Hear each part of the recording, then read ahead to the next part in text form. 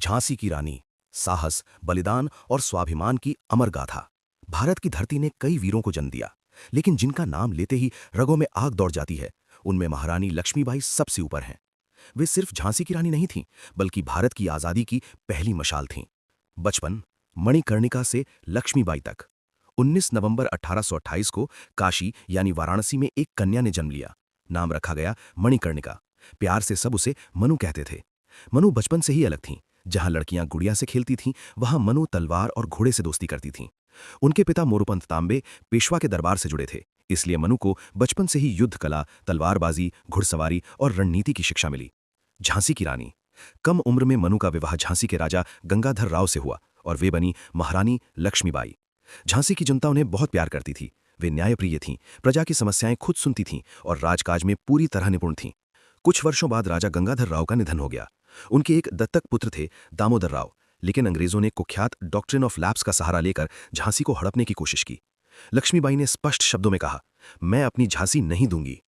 अंग्रेजों से टकराव। अंग्रेजों को एक नारी से यह प्रतिरोध उम्मीद नहीं था, लेकिन लक्ष्मीबाई ने झांसी को किला बना दिया।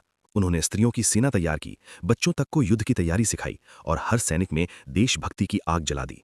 1857 की क्रांति की ज्वाला पूरे भारत में फैल चुकी थी। झांसी भी उसमें कूद पड़ा। अंग्रेज सेनापति ह्यू रोज ने भारी सेना के साथ झांसी पर हमला कर दिया। झांसी का युद्ध। किले की दीवारों से तोपें गरजने लगीं। रानी लक्ष्मीबाई स्वयं पुरुषों के वस्त्र पहनकर, सिर पर पगड़ी और हाथ में तलवार लिए युद्ध भूमि में उतरीं।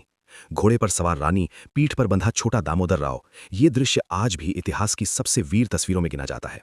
जब झांसी की दीवारें टूटने लगीं, तब रानी ने किले से छलांग लगाई और कालपी की ओर बढ़ीं। ये कोई हार नहीं थी, बल्कि अगले युद्ध की तैयारी थी। कालपी और ग्वालियर। कालपी में रानी ने तात्या टोपे और अन्य क्रांतिकारियों के साथ मिलकर फिर से सेना खड़ी की। इसके बाद उन्होंने ग्वालियर पर अधिकार कर लिया।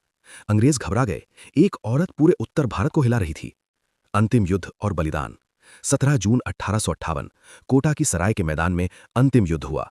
रानी बुरी तरह घायल हो चुकी थीं, लेकिन उन्होंने हार नहीं मानी।